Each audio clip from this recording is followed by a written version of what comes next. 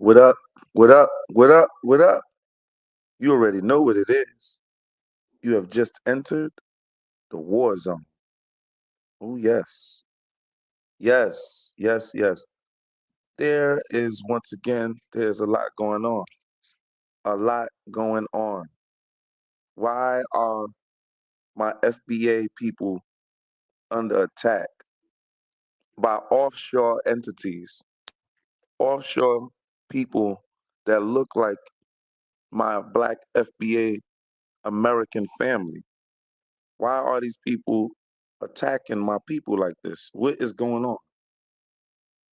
We have a show that I want to dip into tonight and show you some clips. I want to tap into Phil Scott's podcast because we have these black Brits claiming to have started soul food, claiming that we get our influence from Mother Africa. Like, really? Wow. Hold on, hold on.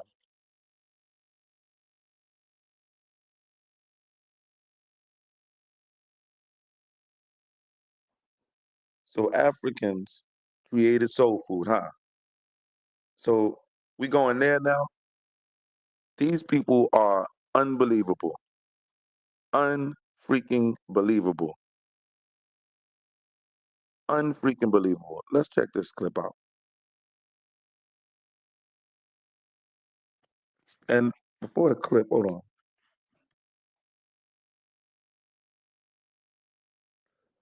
So before this clip, does this look like something that our mothers and fathers would gift to?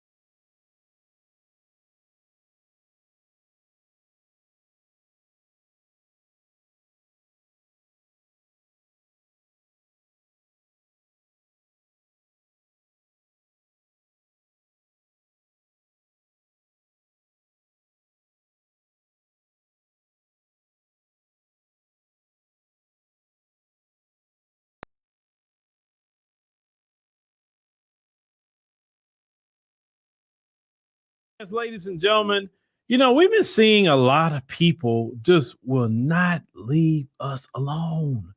We talking about us as, FBA.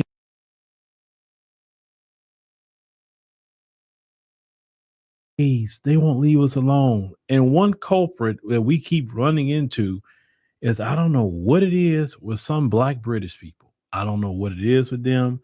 They always making podcasts about us, talking about this, that, and the third. We don't be saying nothing about black British people at all. We ain't talking down on them. None of that. But every time you look up, Somebody's making a podcast about FBAs. Case in point, I want y'all to check out this video. And even the title of the podcast is just like, can y'all just leave our culture alone and just work in your culture? Let's go ahead and check that out. What is American food? But if you think about that, it's the influence from the Africans. That's what, you know, and other that's, communities, other communities, but it is the influence from that. But because they want to separate themselves so much from that, where do you think this comes and I think from? there's a misunderstanding to what they don't understand that they don't understand that we have our own version of soul food. That, and though we call it, we might say it's African food or Nigerian food, Ghanaian food, Caribbean food, Canadian food, and traditional dishes. We have soul food over here. Soul food isn't exclusive to America.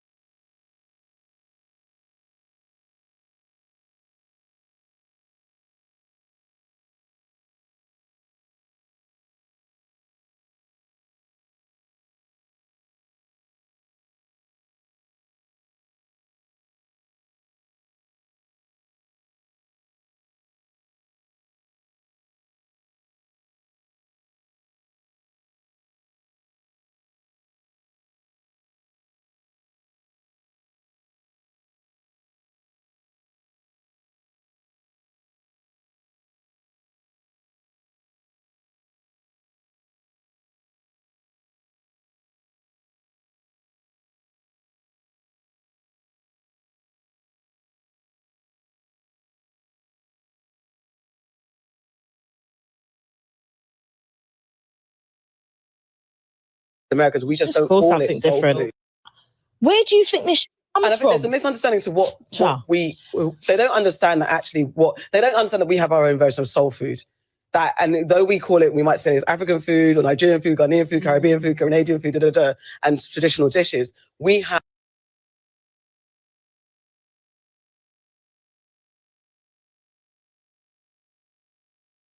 so much from that.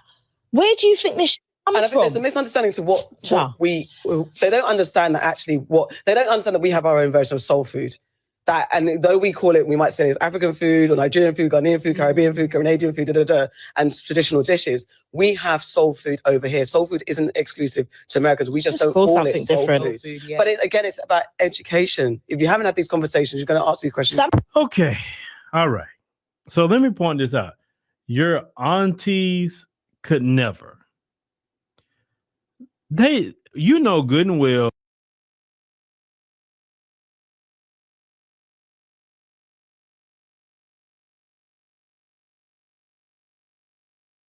So we the ones over here talk about the auntie, the uncles, whatever the case may be, right?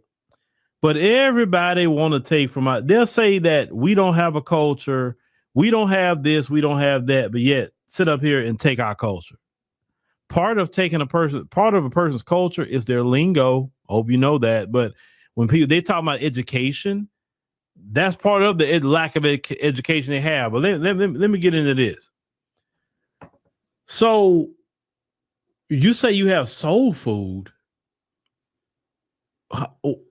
Y'all, when have you ever heard Black British people talking about they have soul food?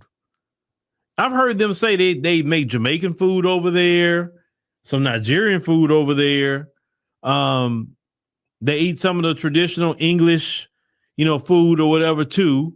but I've never heard a black British person talking about they have soul food. And trying to say soul food isn't, it's basically that it's pulling like the folks.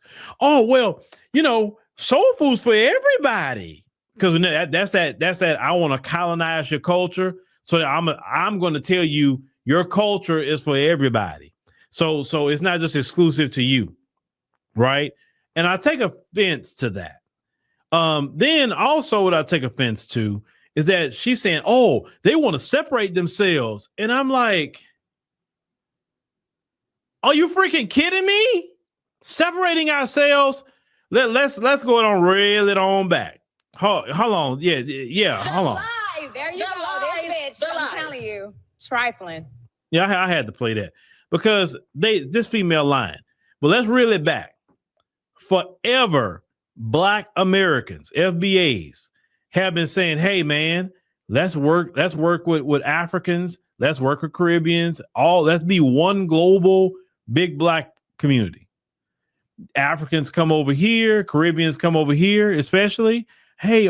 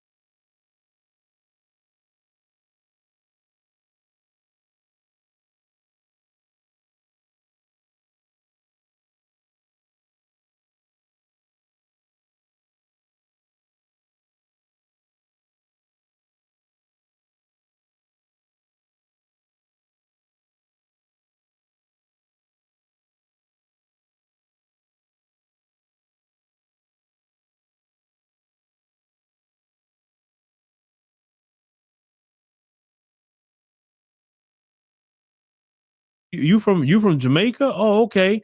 Oh, you from Nigeria? Oh, you from Mali? Oh, you from these different places? You from Ethiopia? Okay, man. Hey, how you doing? Let's go ahead and work together. Did they want to work together as one big Black community? No. They said they're not Black. They're this, right? Whatever that may be. I'm not Black. I'm Dominican. I'm not Black. I'm Ghanaian. Everybody separate themselves, right? How many of y'all know? How many of y'all we've talked about this?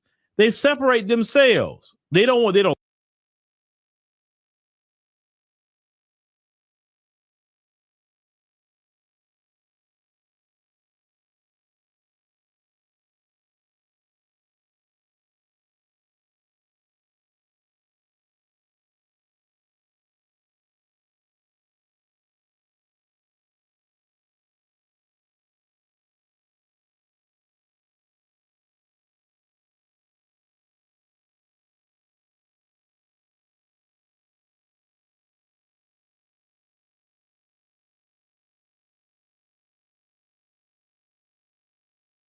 They don't live with black folk.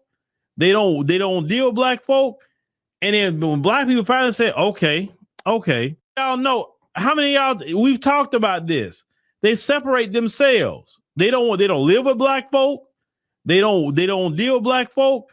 And then when black people finally say, okay, everybody's been delineating. We have been the ones that has not delineated. Clearly, nobody wants to unify.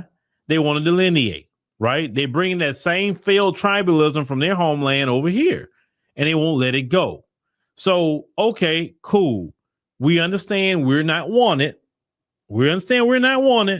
So let's go over here to our communities. Let's delineate just as much as they delineate, focus on ourselves, and work on our community, our issues, our problems. Let's work on that. And then we'll be all good. Then they can be whatever they want to be.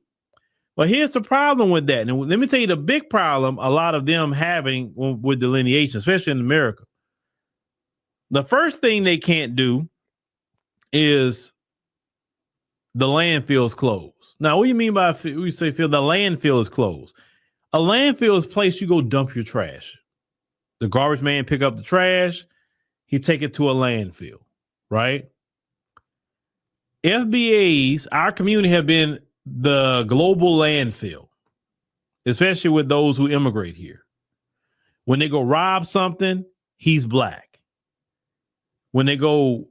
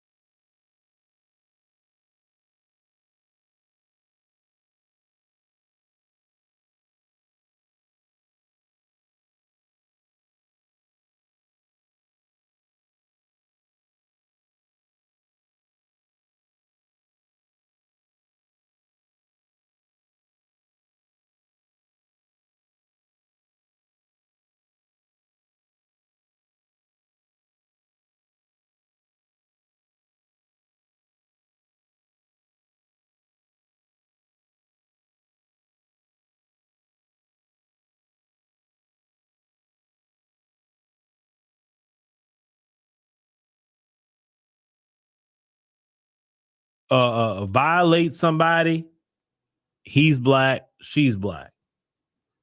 When they're scamming somebody, he's black. But when they get a doctorate degree, I'm Nigerian. When they become a lawyer, I'm Kenyan. When they open their first business, I'm Somalian. So when you commit crimes, you're black. But when you do something positive, it's your homeland. Right? And what FBAs have done is close the landfill. Nobody can come dump their garbage on and negativity on us no more. And at the same time, because the landfill is closed, now the people are saying when the media say black, it's hey, hold on. What's his name? That's not an FBA name. Let's look into his background. Oh,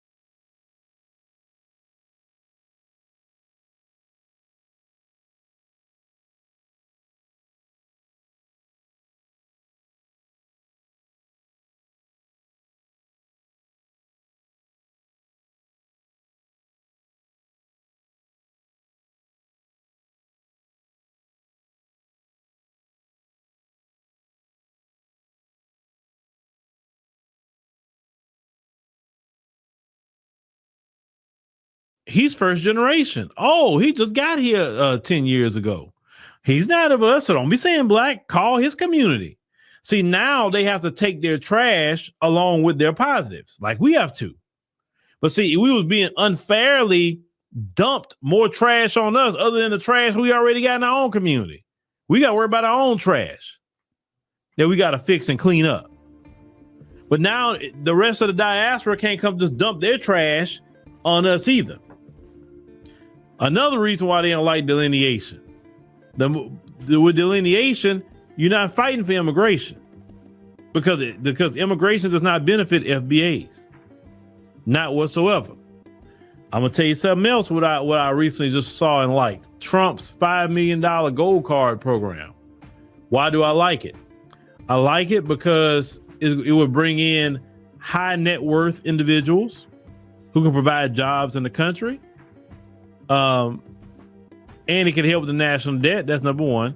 Number two, I'd rather see high net worth individuals come to this country if we're going to immigrate people here than a bunch of people.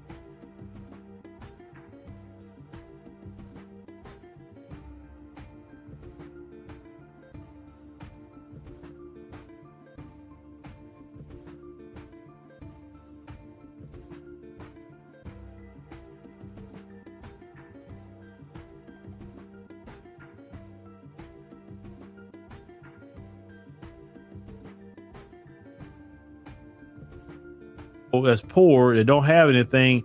Now they're coming to compete for the jobs that FBAs are getting. And because these people are willing to take a lower salary, FBAs don't get the jobs. How many of you have been to fast food and you don't hardly see them black people working in fast food like you used to? But it's a bunch of immigrants, right? In fast food, it's a bunch of immigrants. Why?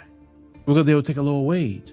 So I'd rather Trump not allow the poor ones over here because that directly competes with FBAs, and let the higher net worth individuals come over here because they're not competing with FBAs on any kind of level with jobs. Just bottom line.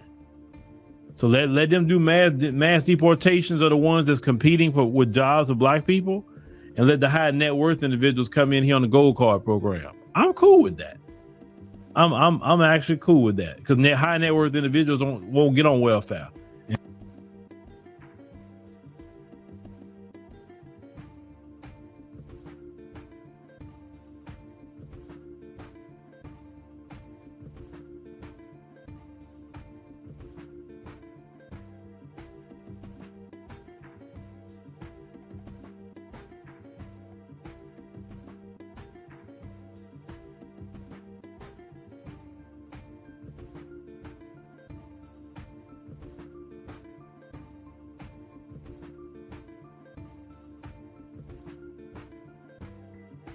Because they're not competing with FBAs on any kind of level with jobs.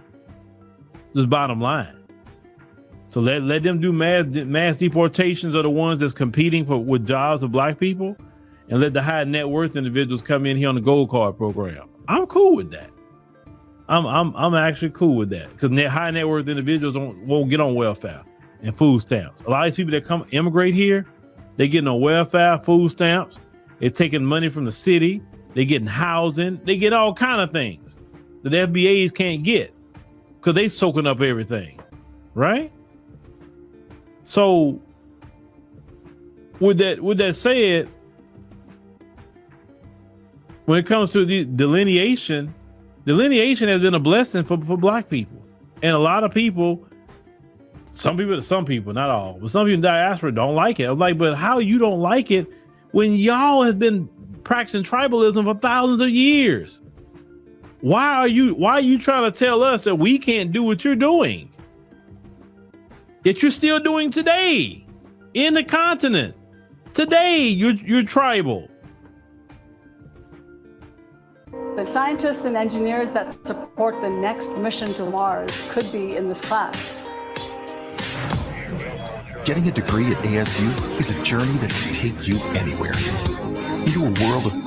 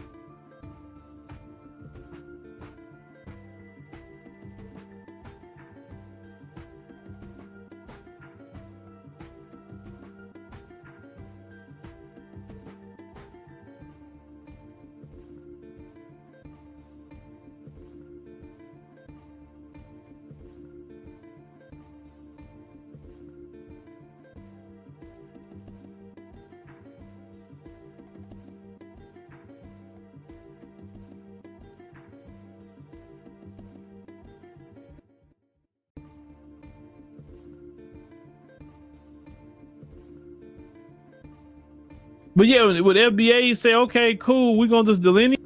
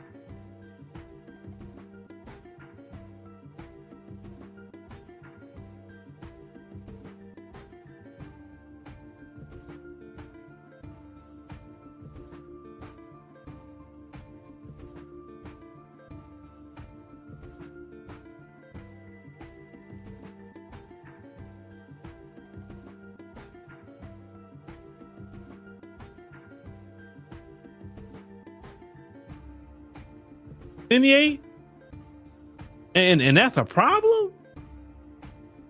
Then this woman gonna say our food's inspired by Africa. Ma'am, my ancestors who was enslaved wasn't inspired by no Africa. Yes, we have African descent. Sure, I love going to the African continent. I don't black British people at all. We ain't talking down. So when you commit crimes, you're black. But when you do something positive, why do I like it? I like it because it would bring in high net worth individuals who can provide jobs in the country. And it can help with the national debt. That's number one.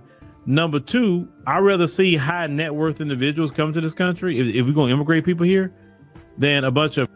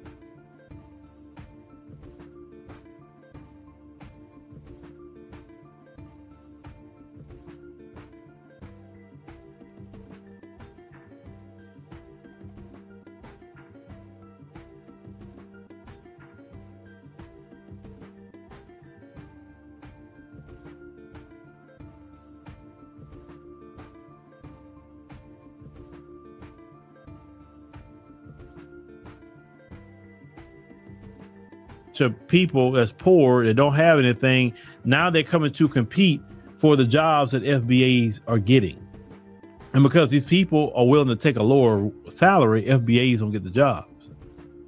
How many of you have been to fast food and you don't hardly see little black people working in fast food like you used to? But it's a bunch of immigrants, right? And fast food is a bunch of immigrants. Why?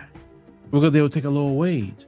So I'd rather Trump not allow the poor ones over here, because that directly competes with FBAs, and let the higher net worth individuals come over here, because they're not competing with FBAs on any kind of level with jobs.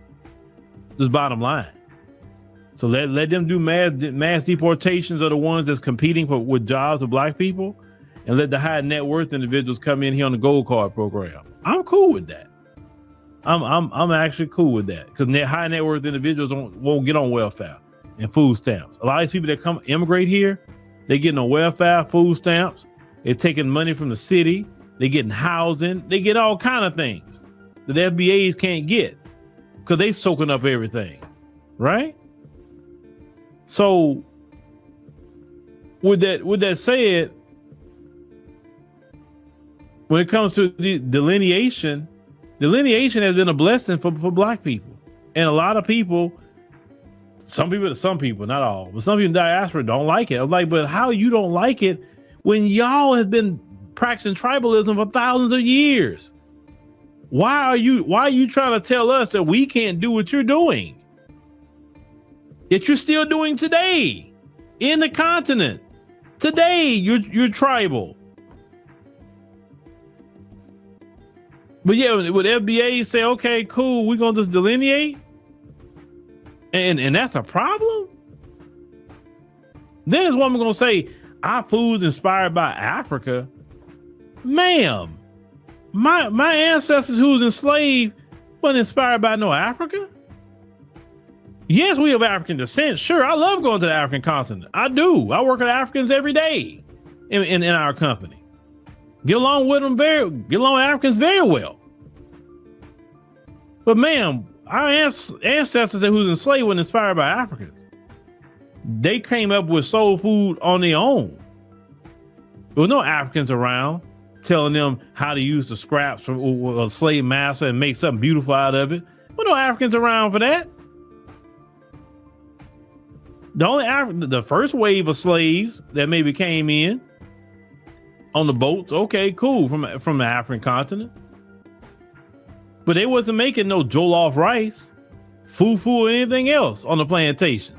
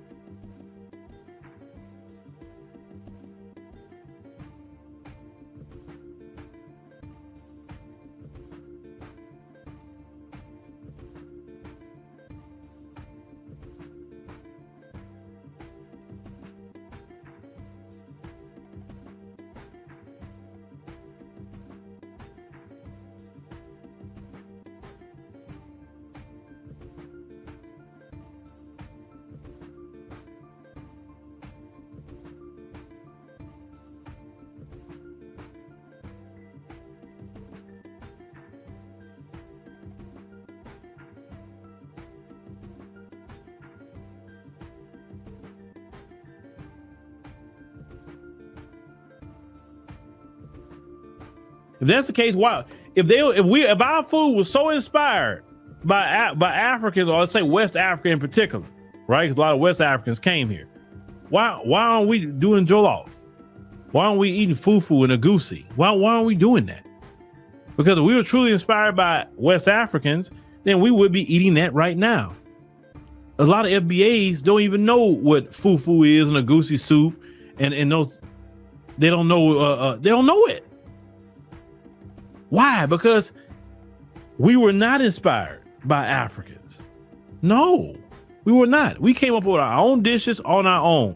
Stop trying to sit up here and claim our culture. That's disrespectful. I'm not going to go claim Jamaican culture because that's not my culture, for one. Number two, I respect the Jamaican people. I wouldn't dare try to claim some of their culture as FBA. I'm not going to go to Ghana and try to claim Ghanaian culture as FBA. That's disrespectful to Ghanaians. I wouldn't do it.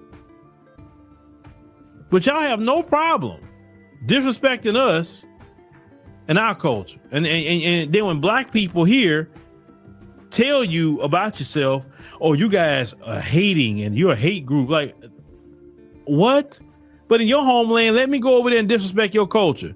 Man, y'all were Voltron up on me over there and say, hey, you're a foreigner. First of all, you're gonna call me a foreigner. You're a foreigner and you can't come over here being disrespectful. Respect our culture. It's our country. If you don't like it, well, go back to America. You know good well that's how to get down would be. But I'm not disrespecting nobody's culture. So if I'm not disrespecting nobody's culture, how come you can't respect ours? We're not the group you could dump your trash on. We're not going to sit up here and let you talk down on us. We're going to respond. That's it. It's not a hate. Listen, when you talk about us, are you part of a hate group? Is your podcast part of a hate group? No, it's not. So us responding, it's not a hate group. We just responding to the disrespect. And say, hey, stop disrespecting our culture. Stop disrespecting us. We ain't doing you nothing. We don't even be thinking about Black British people. That's the funny part. We don't even think about y'all. We don't even know what y'all got going on.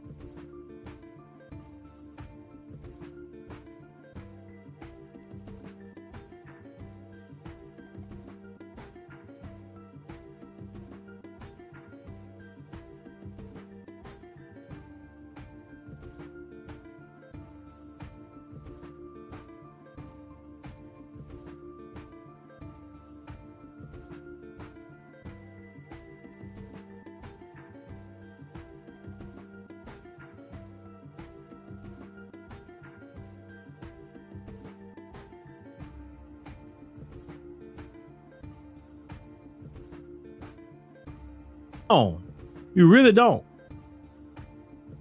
I don't know why are we always the center of attention?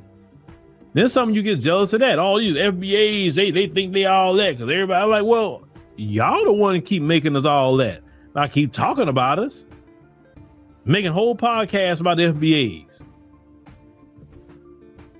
If you don't want us to be the star of the world, well, then stop making podcasts about us. That's one thing you can do. Focus on Black British people and what they got going on. That's it. You know, no harm, no foul after that. But yeah, all that y'all like you being a hate group because you're responding to disrespect. Nobody's in no group. Just not gonna let you disrespect our culture. That's all. Everybody have a right to defend their culture. Everybody. But every other week you find that somebody in Black British person talking about FBA. Lord, don't y'all got anything else to talk about in London somewhere?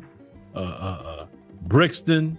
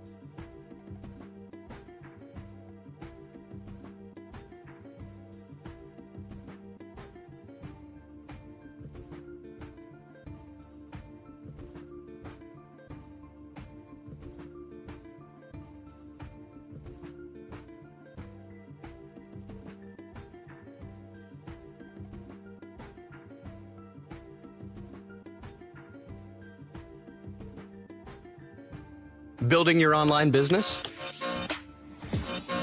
Go to Wix.com and set up your store on a single integrated platform. Add product. African brothers and sisters came. Managers, dry your tears. No more missed clock-ins, no shows, and last-minute scheduling chaos. Came from Africa. We ain't the only ones who basically got a monopoly on soul food. We ain't the only ones who do soul food over here. And that the Africans got their version of soul food.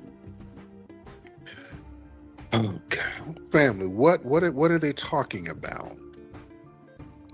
Do we have any Africans in it? Maybe I'm naive, okay? What the hell is the African version of soul food?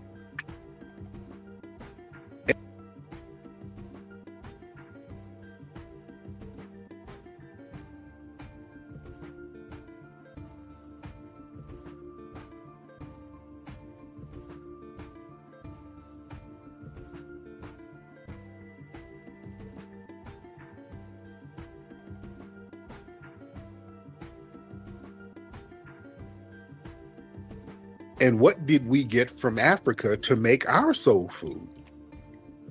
Do we have any African brothers and sisters here? I would love to be enlightened, because the women said that shit, but they never really elaborated on it. People throw stuff out there, and then when it's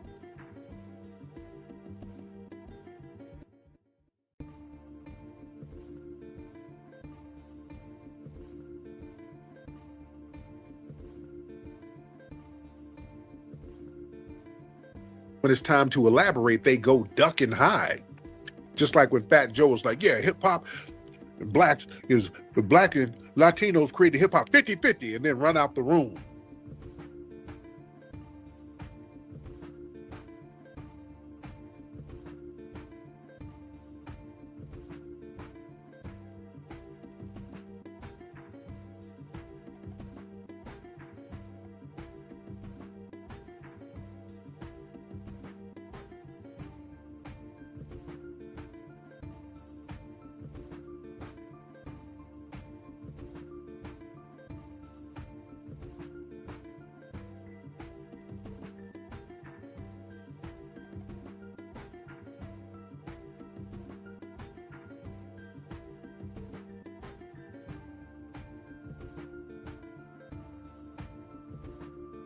You can never explain what the hell you're talking about. Yeah? Let me get, Jordan wants to get back. Brother Jordan, hop back in, brother. Hop back in, Jordan. The African version of soul food is jollof rice. That's it? That's all they got, man. They ain't got shit. They ain't got shit but that. That's it. Man. That and bushmeat. Bushmeat during the summer. That's usually what they got. Lord, my man. Thank you, Jordan. Thank you. But yeah. What is their soul food? What is their soul food? That is a genuine question. I would love for somebody from African brothers and sisters to call in and elaborate what the hell your soul food is. And this narrative, because I've heard this narrative before, that we got soul food, we done brought it over from Africa. No, we did not.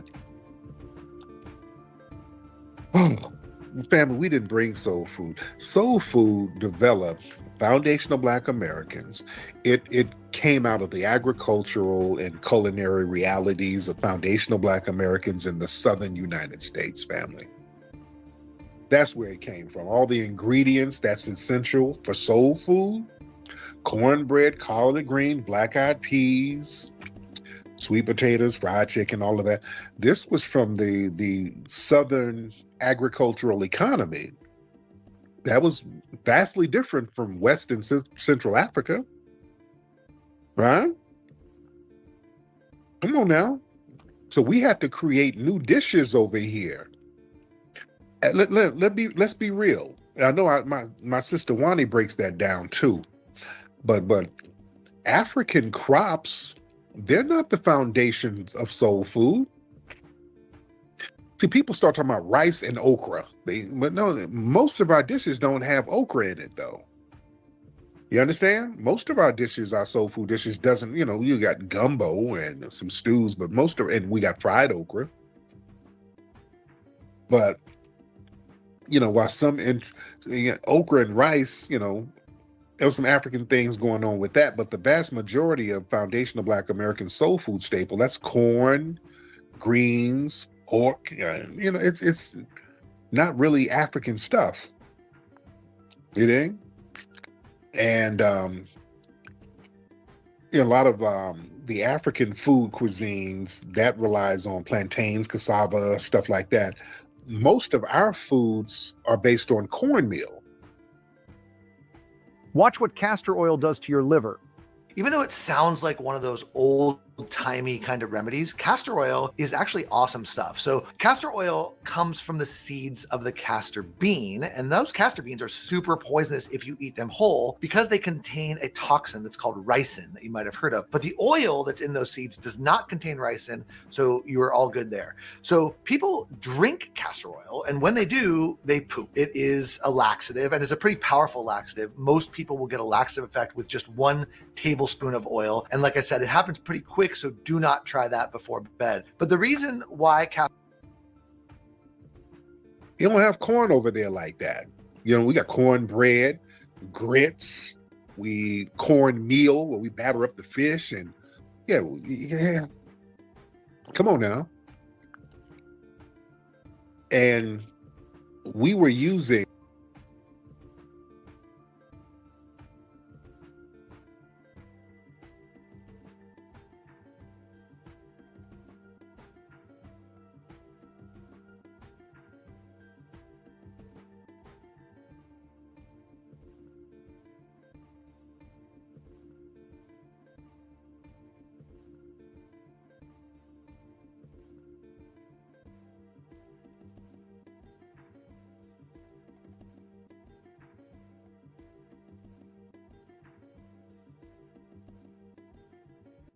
a lot of the crops that were here. It's just that simple. Turnip greens, the stuff that was growing up here.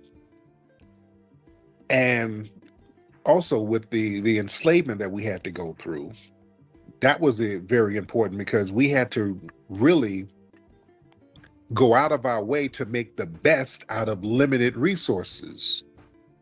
We had limited food rations given to us. So that forced us to be innovative, to create new recipes out of necessity. You understand? Whereas in Africa, they had different things. You had plenty of bush meat running around that you could get, and people just stuck with the bush meat. They're like, shit, we good. You had all types of protein sources, monkey back, giraffe legs. I mean,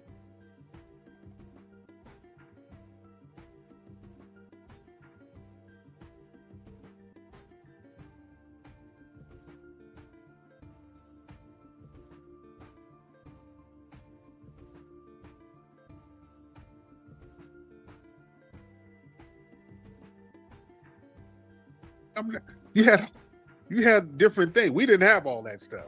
We didn't. They gave us very limited resources and food rations.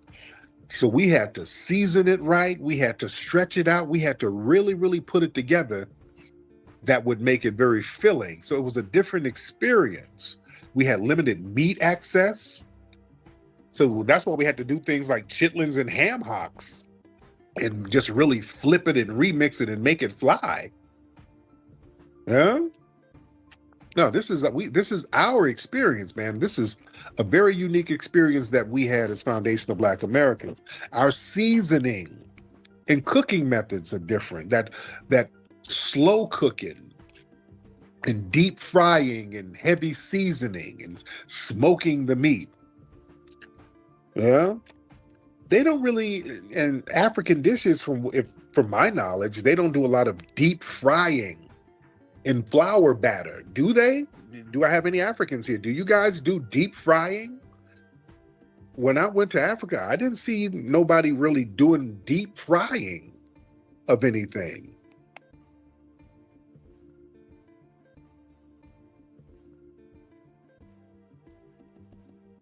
We created something independent of everybody.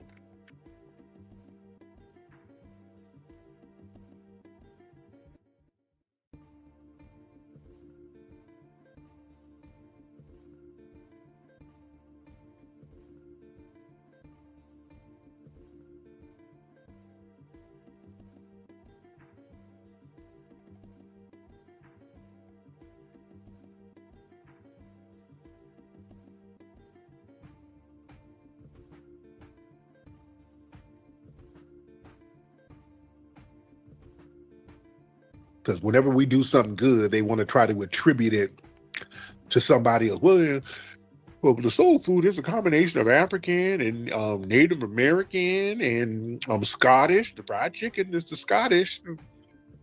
Where are you gonna get some fried chicken from some damn Scottish people right now? That's good. Where you gonna get some Scottish fried damn chicken?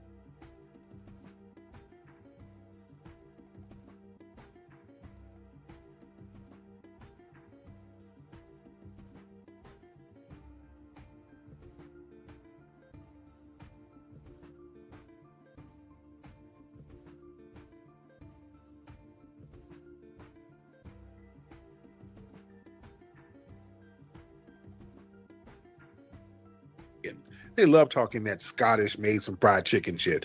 No, they probably put some chicken in some grease at one point. That ain't the same.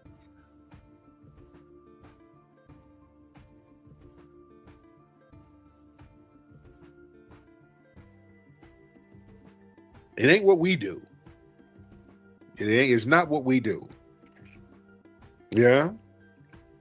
And also, look, unlike these African cuisines, our soul food, it was intertwined with like black churches, juke joints, barbecues, Sunday dinners. These were unique aspects of foundational Black American cultural life. Yeah.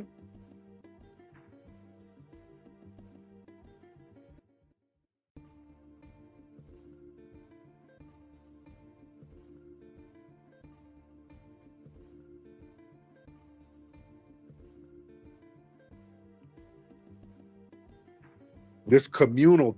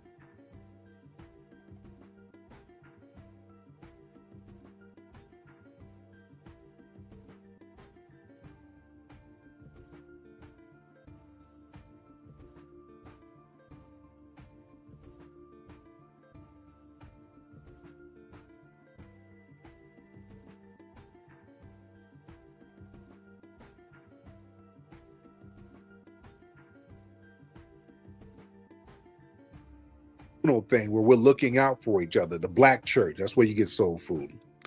Barbecuing at the park, family reunions, we laying the food out for each other.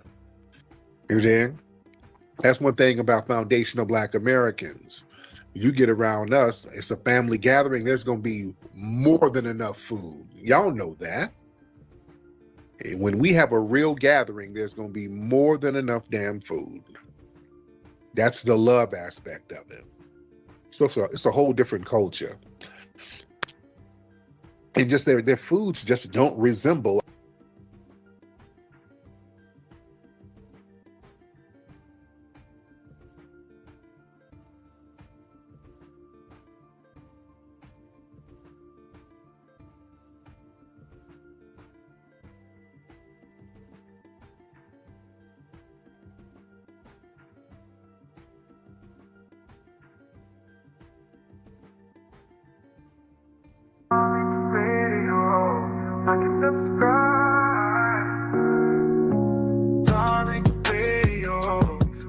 subscribe.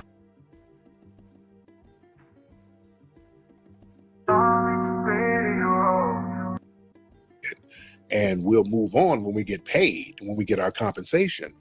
When you owe something, you just can't say, yeah, you know what? Let's just move on. If you get some furniture, rent to own furniture, and you've had it for 20 years, and the people say, hey, you owe on this furniture. Well, it was just so long ago, but you're still enjoying the furniture. You're sitting on it, sleeping on it, laying on it. You've enjoyed the full fruit and the comfort of that furniture. You just can't say you don't want to pay it because you've had it for a long time. It doesn't work like that. So we have to be compensated because that's the just thing to do. And we were aggrieved by the United States government. So it's the US government that owes us. Does that make any sense? I get where you're coming from, but if I have a family that didn't own slaves, I have a family that's from the north that never owned slaves. No. How does that affect my status in terms of paying reparations? That's my question for you, sir. Oh, okay, sir. I didn't put anybody in no damn internment camps in World War II. I had nothing to do. My family, I didn't put Japanese people in internment camps. Yet in 1988, when I was paying taxes as a teenager, I was still paying taxes. My tax dollars went to compensate Japanese families. Why is that? My tax dollars went to compensate Japanese Americans too. So how is that any different for me? Right. So it was the U.S. government, and we are a part of that U.S. government. And the U.S. government used our tax dollars to compensate the people that the U.S. government aggrieved. Same thing with slavery reparations. The U.S. government had us enslaved. We couldn't get out of slavery because of the U.S. government. They even sent military troops from the Army to go down to Florida to fight black people. That was called the Seminole War, but it was really a black war. The fugitive.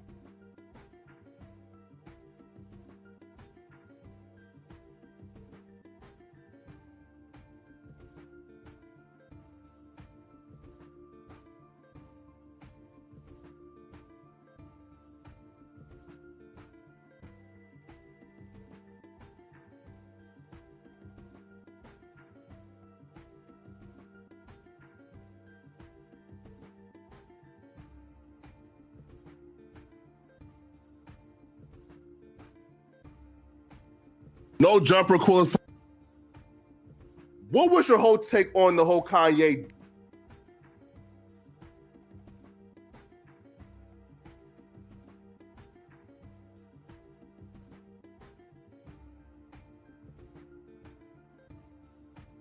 Are you looking to start your own business? Well, look no further than busy.com. Right now, we'll complete your LLC filing. You dig? Because some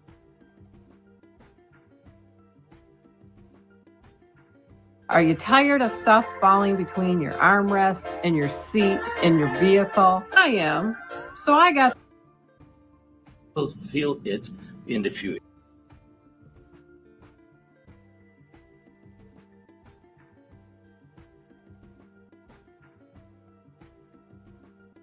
God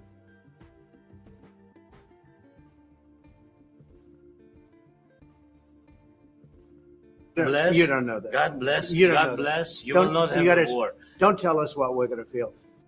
In the building, Israel. How you doing?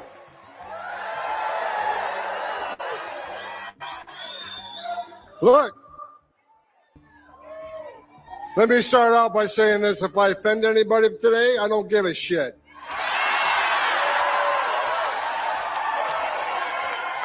Don't care.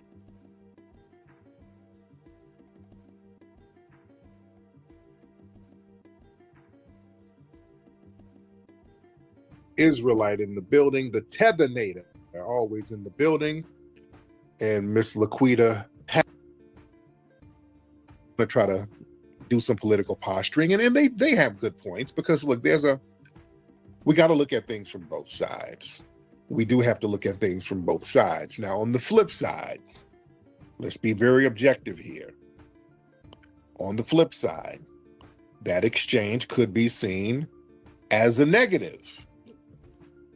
You dig? Because some people are looking at it, okay, we got the president basically scolding and arguing with another world leader on live television, and that's not too diplomatic. Some people say that's like a diplomatic embarrassment. You know, that undermines decorum and makes the U.S. appear unprofessional and unpredictable, right? Some people say it has authoritarian optics. You dig the whole thing where Trump and Vance were basically demanding that Zelensky basically bow down to a certain degree. Kind of gives the impression that America might expect loyalty over mutual respect.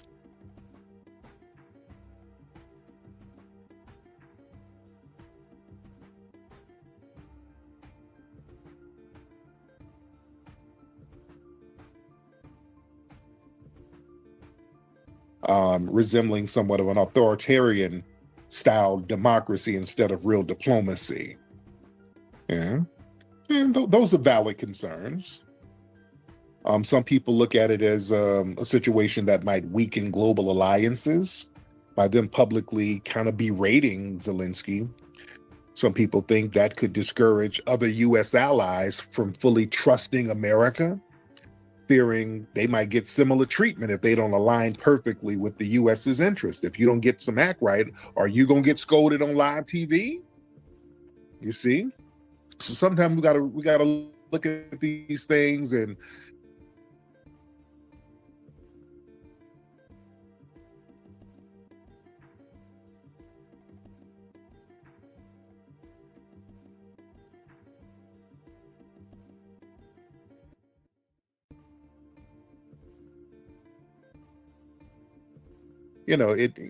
we just got to weigh everything. We got to weigh every angle. Also, some people think it might disrespect war efforts because Zelensky, he's leading a country that's fighting for survival. And some people think humiliating him in front of the world could make the U.S. look insensitive and dismissive of the Ukraine sacrifices. Some people think this could be a focus or shift of focus from real issues instead of addressing critical issues like military aid and peace talks and economic cooperation. Some people think the spectacle could kind of be about Trump's ego, and that could distract from like some real policy making. A lot of think that this kind of makes the U.S. look unstable for foreign leaders to kind of be arguing like this, because foreign leaders rely on the U.S. for consistency and diplomacy. And if America's approach is on some, hey, we're going to check you on live TV, some people think that might weaken our global credibility, you know?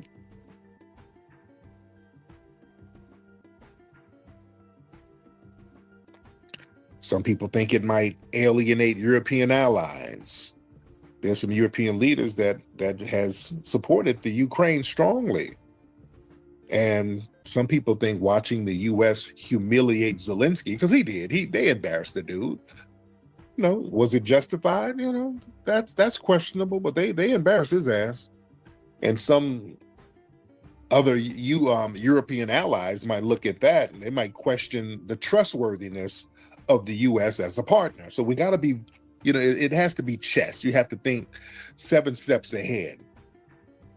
Some people think this might hurt America's moral standing because the U.S., we claim to be the champion of democracy and stand against tyranny. So them publicly G-checking an elected official, a global elected official, again, it kind of gives dictatorship vibes to some people. And some people think it has a bullying type of thing going on.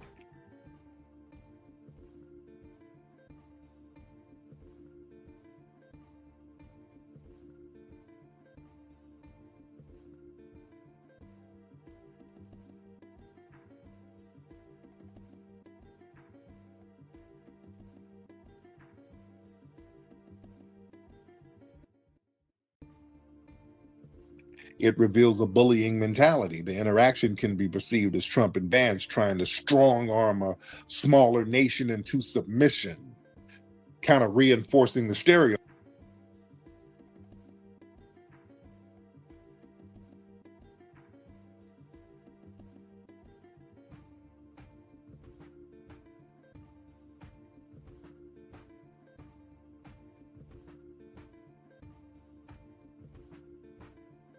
Stereotype that the U.S. is a bully country instead of being a diplomatic country.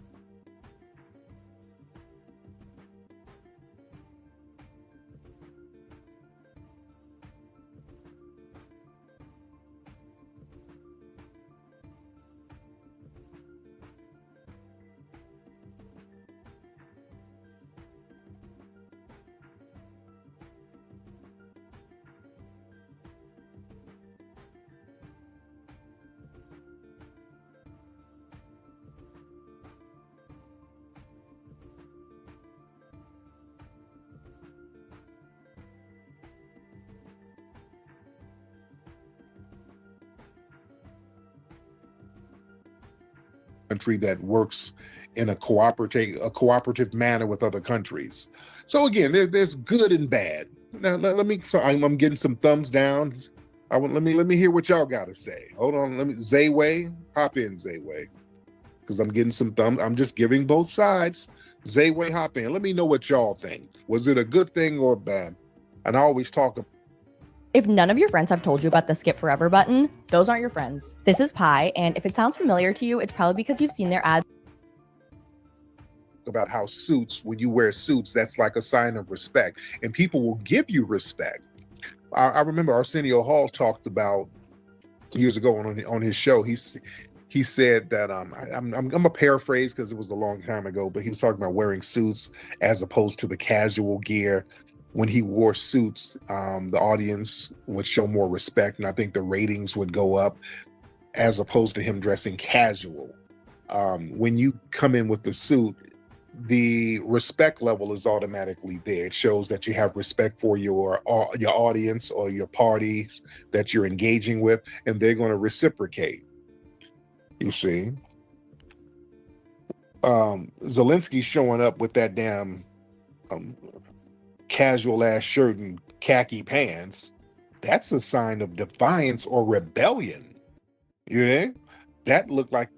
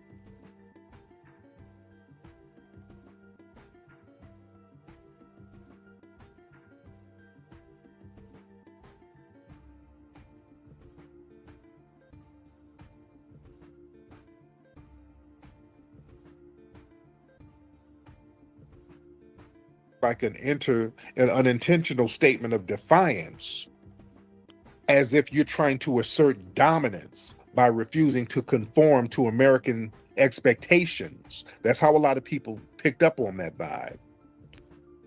And also it gave the impression that there was a disregard for the office of the presidency. Like, yeah, y'all gave me $1 billion, but yeah, y'all niggas. It was that type of thing.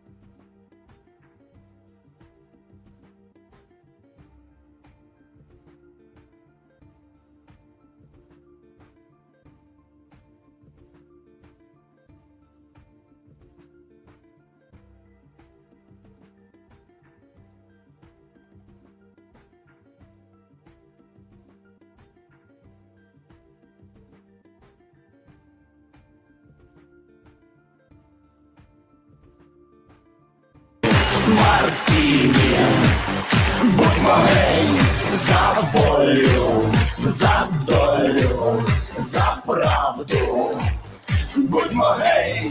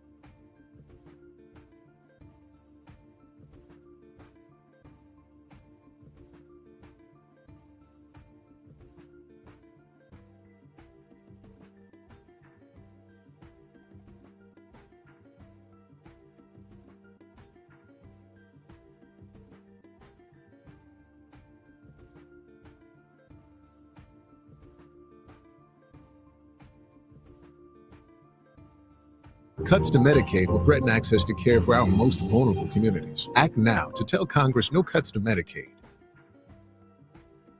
Here's how I eat low-carb, high-protein meals every day. These are my lunches this week. Eating carnivore or keto isn't cheap or fast, so I tried this with Cook Unity. Cook Unity meals are as little as $5.55 your first week, so it's a no-brainer to try. Their steaks and short ribs come cooked perfectly and are absolutely delicious. Right now, they're offering 50% off your first week, so it's a no-brainer to try.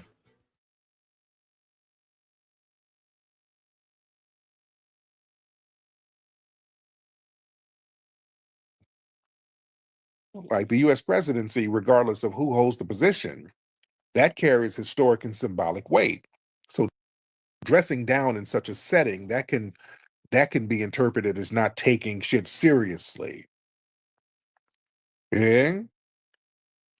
And it looks like, truth be told, the way he came in kind of looking like is almost military style clothing.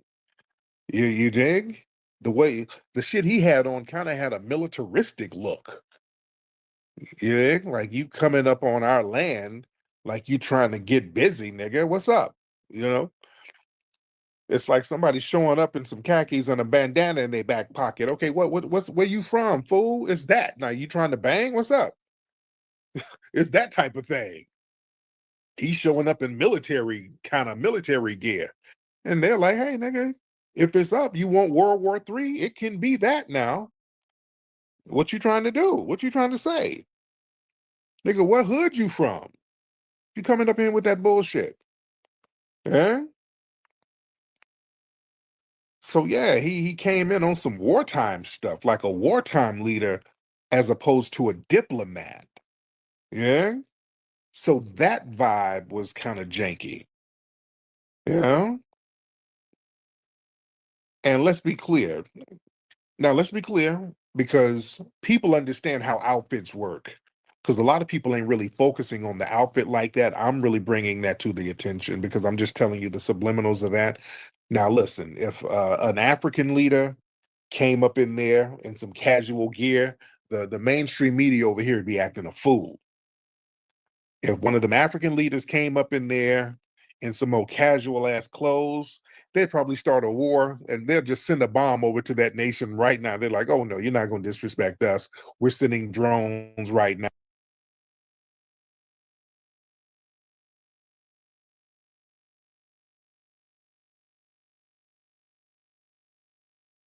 Now, if you ain't white, you can't be on that extra casual shit. They just got on Vivek.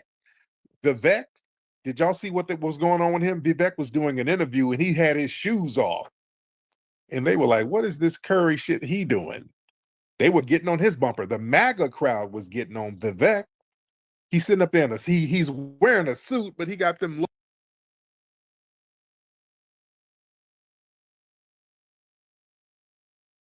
Yeah. And let's be clear. Now, let's be clear, because people understand how outfits work. Because a lot of people ain't really focusing on the outfit like that. I'm really bringing that to the attention because I'm just telling you the subliminals of that. Now, listen, if an African leader came up in there in some casual gear, the mainstream media over here would be acting a fool. If one of them African leaders came up in there in some more casual ass clothes, they'd probably start a war and they'll just send a bomb over to that nation right now. They're like, oh no, you're not going to disrespect us. We're sending drones right now. Now, if you ain't white, you can't be on that extra casual shit. They just got on Vivek. Vivek, did y'all see what was going on with him? Vivek was doing an interview and he had his shoes off. And they were like, what is this curry shit he doing? They were getting on his bumper. The MAGA crowd was getting on Vivek. He's sitting up there in he's wearing a suit, but he got them little old musty ass tandoori chicken ass feet hanging out. Looking like he just ran from damn Bombay somewhere with his damn feet dangling on the chair. People are like, oh God, they're bringing this third world shit over here. So they got on his bumper. Go look at that picture of Vivek with his damn mustache feet all out with his suit on. That's a horrible look. And people were clowning. So yeah, they don't play that shit. If it's a non-white, they're gonna really, really make a big deal out of it if they get a little too casual. Yeah. I want to buy your house. I can pay you cash for your house no matter what condition it's in. If you need to sell your house for any reason, click the button under this video to see if my offer is right for you. But also, when you come in there with a casual outfit like that's kind of an implied superiority complex. You're dressing in semi-military attire while asking for aid from the U.S. That can be interpreted as a power move. Kind of looking like you're trying to give a demand rather than negotiate. That's why Trump kept telling them, hey, pump your brakes, dude. Pump your brakes. You ain't got no cards. And Zelensky kept trying to talk, and Trump, hey man, you ain't got no bargaining chips, my boy.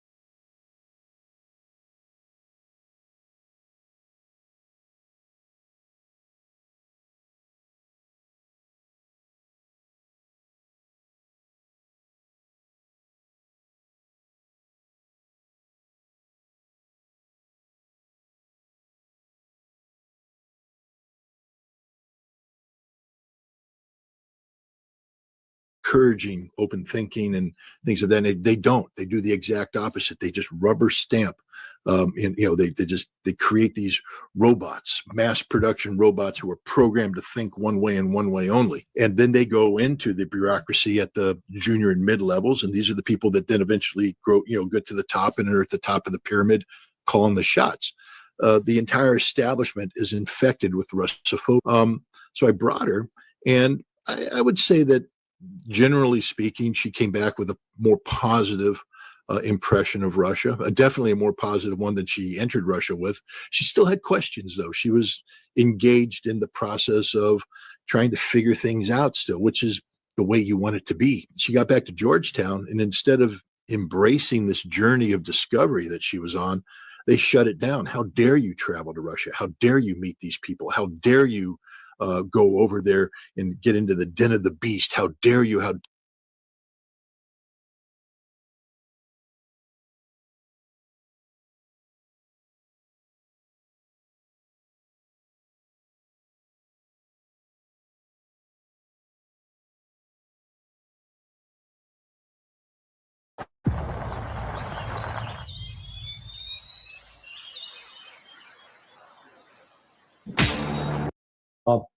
Zelensky didn't learn the first rule of crisis management. When you're in a hole, stop digging.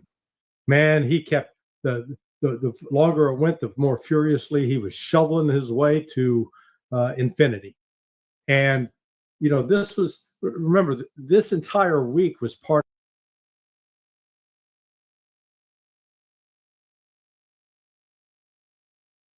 of a staged attempt by Europe to rope the United States into securing Ukraine's freedom. It started with Macron on Monday, followed then by Starmer yesterday, and then in each of those meetings, Trump was, there was a lot of smoke being blown up in the nether regions on those.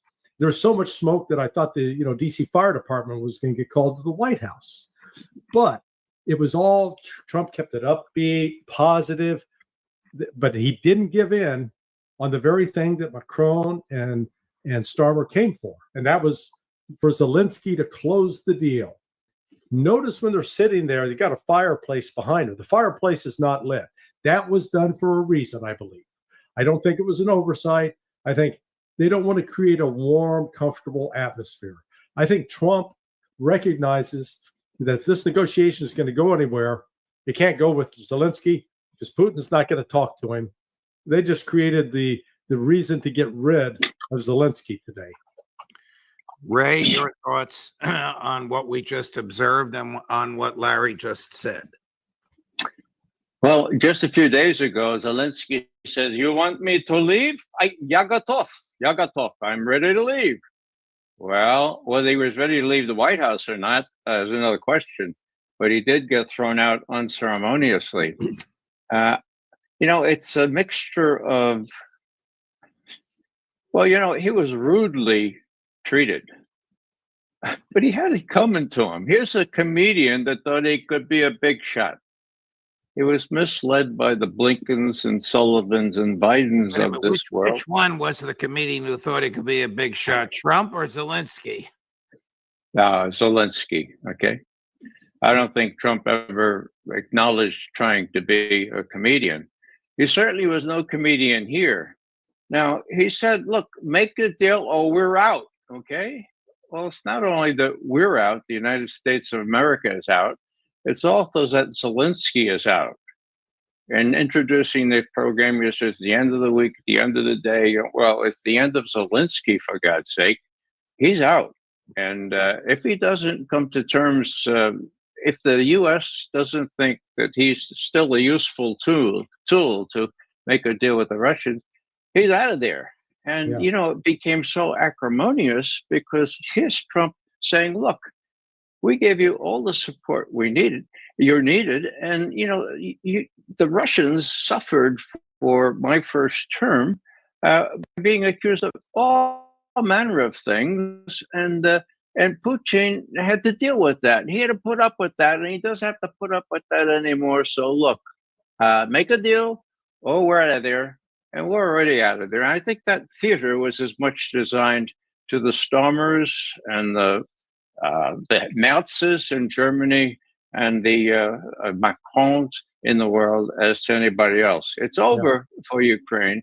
And, when you say Schadenfreude, the light at the misfortunes of others, well, that's tempered, in my view, to the tragedy of this person who was misled into thinking he could be a big shot, whereas really he was just a comedian willing to do the bidding of those whose word should not have been trusted.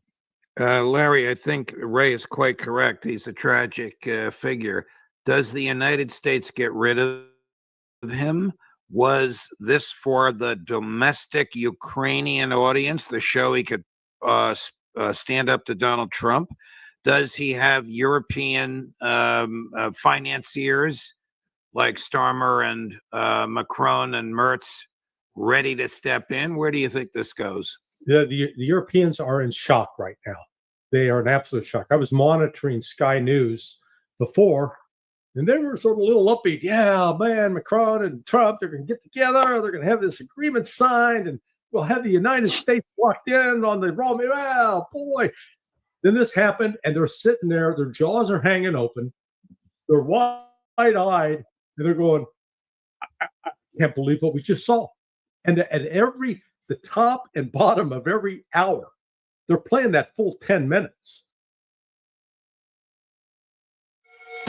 Today, we're going to discuss how the long Botox cosmetic and the Jupiter collection of fillers last. I know this is always a burning question. Everyone.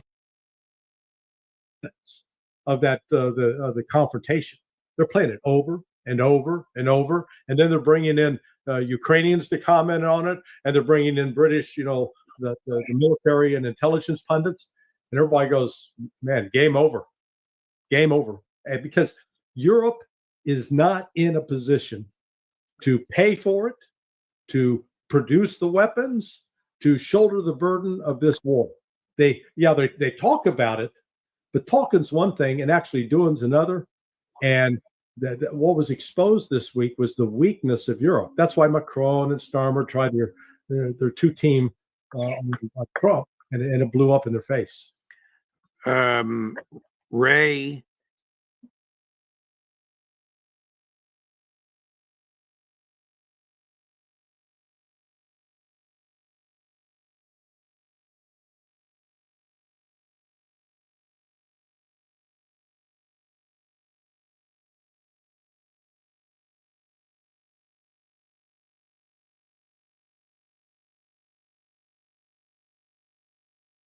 It is Saturday, March 1st, 2025, and NATO just stepped in following Zelensky's epic screw-up in the Oval Office yesterday and the blow-up of that minerals deal. NATO stepping in to educate Volodymyr Zelensky, telling him, you have to fix this now, fix it ASAP.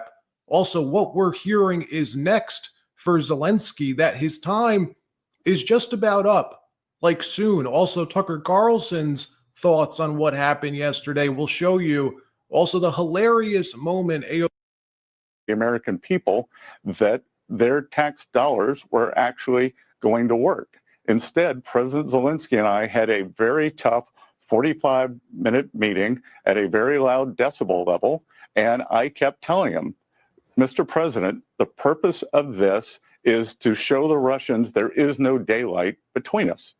And at the end of the meeting, he said, well, I'm not signing this. And I said, at the end of the meeting, I said to him, what do you want to go out and tell the press? I said, because I don't want to go out and show the Russians that there's daylight in between us. And he said, well, I'm going to go out and say I'll sign it in Munich.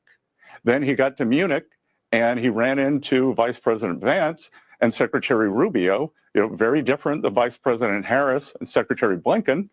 But he didn't sign the agreement. So finally, we were supposed to have the signing today. It was supposed to be a great day. And this is one of the biggest own goals in diplomatic history. And almost immediately after leaving, all hell breaking loose, Zelensky quickly learned the American people that their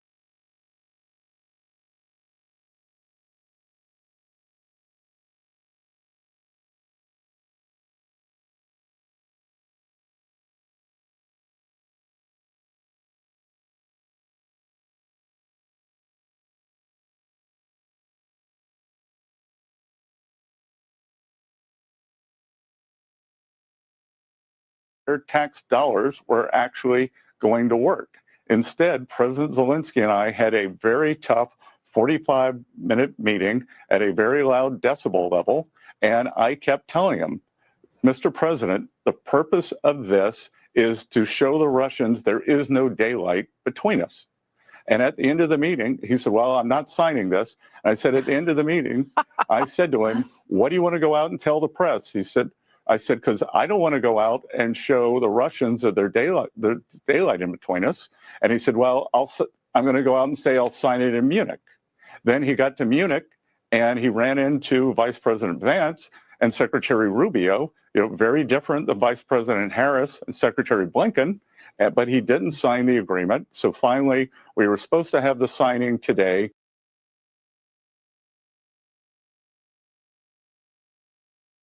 It was supposed to be a great day, and this is one of the biggest own goals in diplomatic history. And almost immediately after leaving, all hell breaking loose, Zelensky quickly learning why it's never a good idea to pick a fight with the U.S., his aides pleading with him to go back and fix this, fielding calls from Europe to fix this. Trump talking to reporters afterward, explaining his thoughts on Zelensky and the U.S. position toward Ukraine going forward. Watch. Ever wondered what your home looks like from space? Enter your address and get a 360-degree satellite view of your home right. And, very good feeling. I think our country has really turned around. We had a meeting today, as you know, with President Zelensky, and I would say it didn't work out exactly great from his standpoint. I think he very much overplayed his hand. We're looking for peace. We're not looking for somebody that's going to sign up a strong power and then not make peace because they feel emboldened, and that's what I saw happening. I'm looking for peace. We're not looking to go into a 10-year war and play games. We want peace. And it was just my impression that if we do that, if we sign up, he's looking for something that I'm not looking for. He's looking to go on and fight. We're looking to end the death. 2,000 people died this week. Soldiers, more than that, but 2,000 approximately people died this week.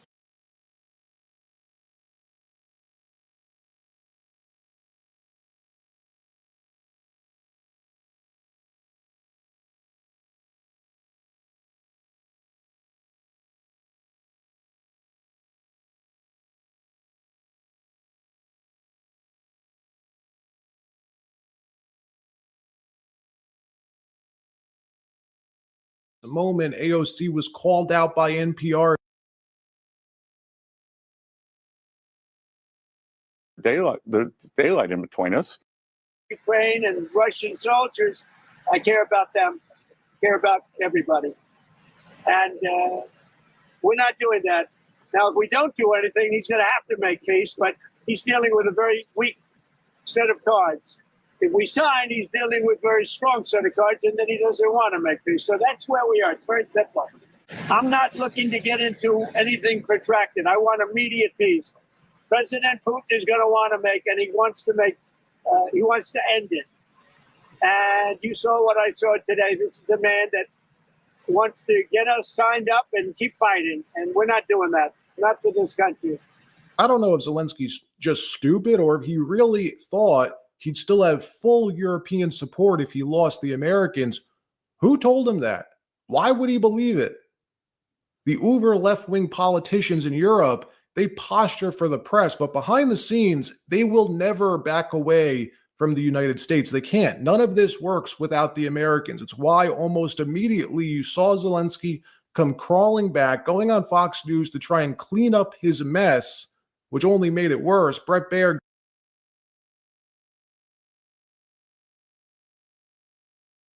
giving him 3 chances, 3 separate opportunities to apologize to Donald Trump. All of them he passed up. Watch this. So I'm not hearing from you, Mr. President, a thought that you owe the president an apology. No, I respect president and I respect American people. And if, I don't know, if I think that we have to be very open and very honest. And I'm not sure that we did something bad. I think maybe sometimes some things we have to discuss out of media, with all respect to democracy and to a free media. But there are things that where we have to understand the position of Ukraine and Ukrainians. And I think that is the most important thing. Yes, we are part.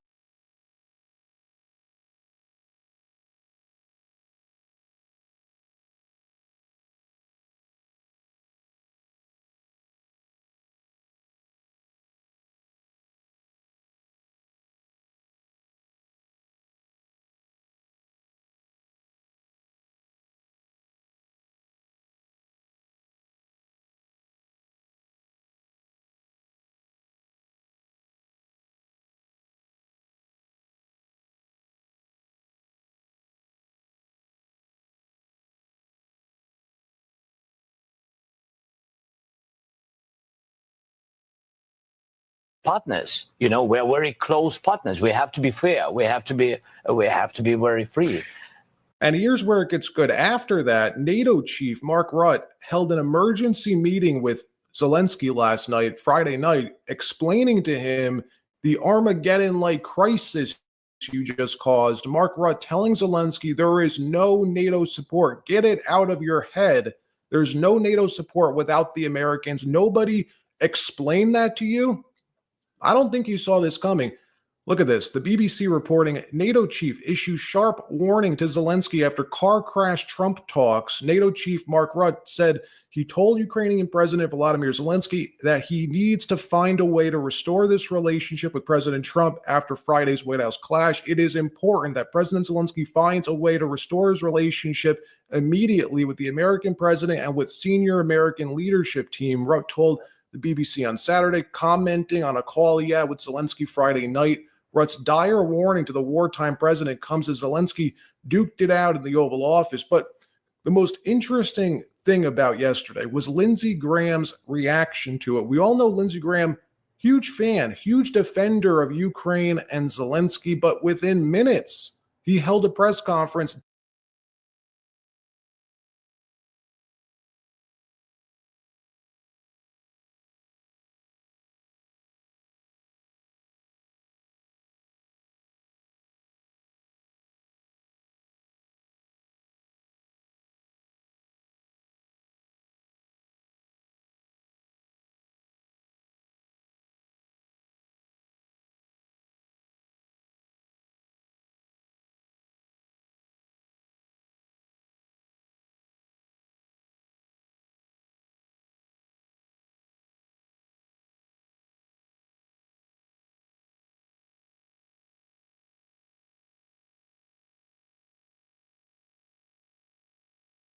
disavowing him completely.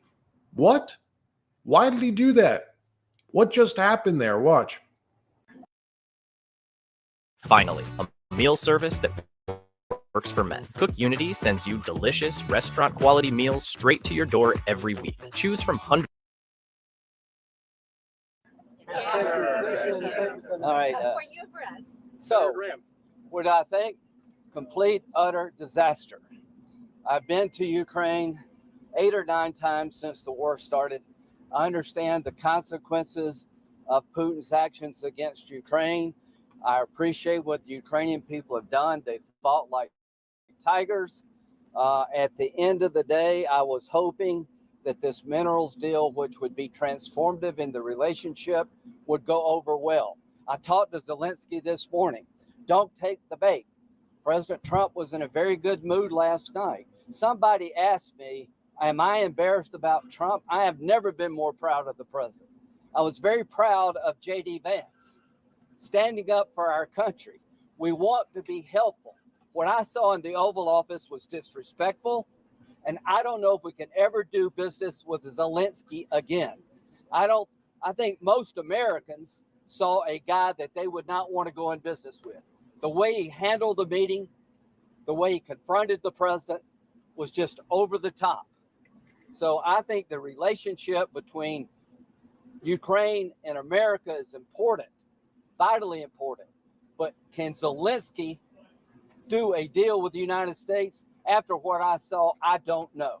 What would he need to do? Do you think President Zelensky needs to resign to resume these peace talks? He either needs to resign and send somebody over that we can do business with, or he needs to change. Tucker Carlson weighing in on X this morning, writing, one of the most striking things about yesterday's Zelensky press conference was Lindsey Graham's reaction to it. The two are old friends, but Graham disavowed him within the hour. This was more than just transactional disloyalty. It was scapegoating because Lindsey knows what's coming next. Over the past 3 years, with the tacit support of their Western patrons, the Ukrainian government has committed a remarkable number of serious crimes. They sold huge quantities of American weapons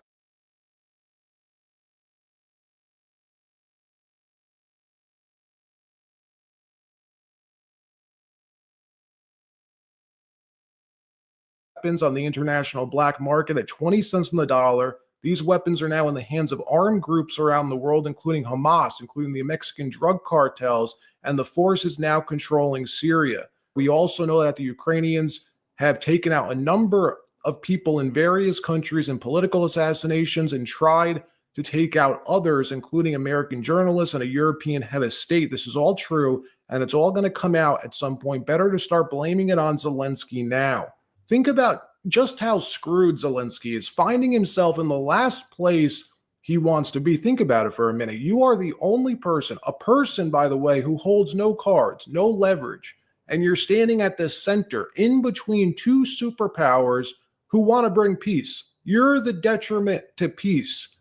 And the whole world saw it yesterday. You have warmongers like Lindsey Graham even disavowing you, calling for him to be replaced or to resign. I wouldn't be surprised if his time is just about up. In another story, Alexandria Ocasio-Cortez, AOC, gets called out yesterday in NPR's Morning Edition after claiming Donald Trump is weaponizing, she said, the Justice Department. The NPR host surprisingly bringing up the fact that she and her party were the ones who tried to throw their political opponents in jail for 4 years, most notably President Donald Trump.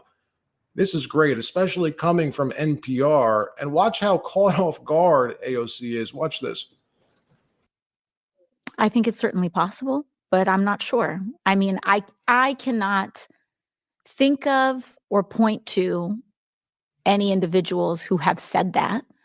I do think that there are Democratic members of Congress who are preparing for that possibility. How do they prepare? I think they look to the possibility of litigation. I think they're saying, do we have the best teams possible in order to carry out our work? Some Republican, or many perhaps, will be watching this, listening to this, and thinking, wait a minute, actually, you're the ones who are prosecuting us. You are the guys who are weaponizing the Justice Department. How would you respond to somebody who may be thinking that? In what way? In what way? Is the very presence Putting of Trump on trial would be their example, I suppose. Yes. I mean, here's the deal. Opportunity.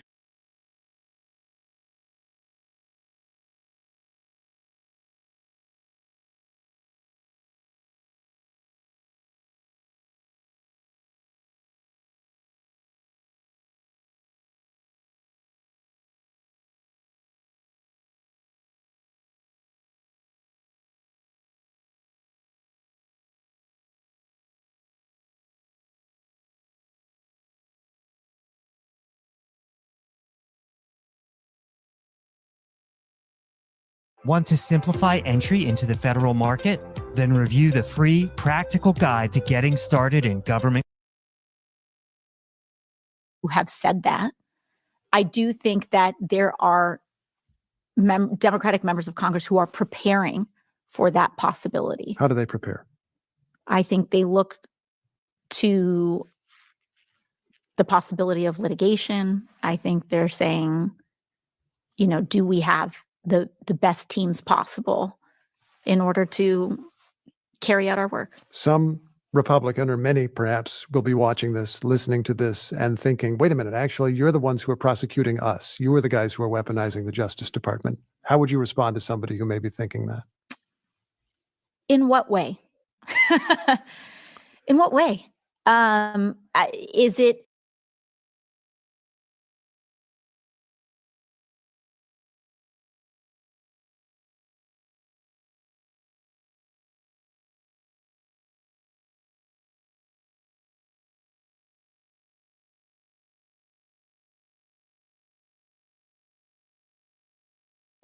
is the very presence Putting of Trump on trial would be their example, I suppose. Yes. I mean, here's the deal.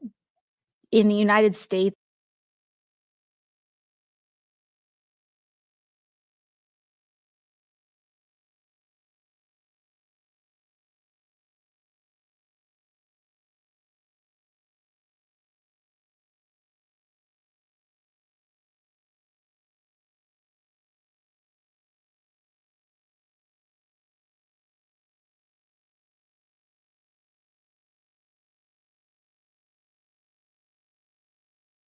there is a jury where we are judged by our peers, and he was found guilty in court on 34felony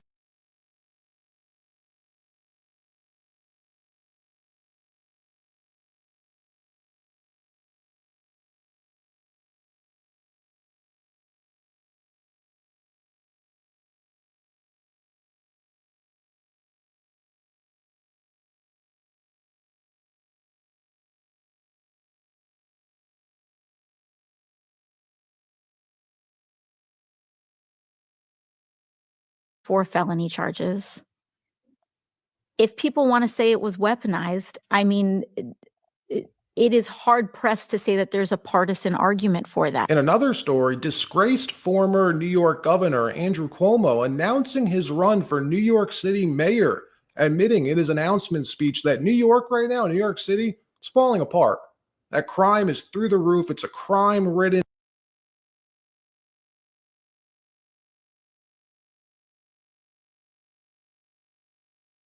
City, saying our New York City is in trouble. You feel it when you walk down the street and try not to make eye contact with a homeless person. Watch. Hello, I'm Andrew Cuomo. Let me start by telling you what you already know. New York City is the greatest city in the world. There is no other place like it. And as in life, we have had times when we are at our shining best. And there are times when we struggle and endure great hardship. But we also know that we can handle a crisis because we have. We recently did it together through COVID. And we know that the first step towards solving a problem is having the strength, having the courage to recognize it. And we know that today our New York City is in trouble. You feel it when you walk down the street and try not to make eye contact with a mentally ill homeless person. But I know we can turn the city around. And I believe I can help. And that is why I announced my candidacy today for mayor of New York City. All right, that wraps up this episode. Like, subscribe. We'll see you next time.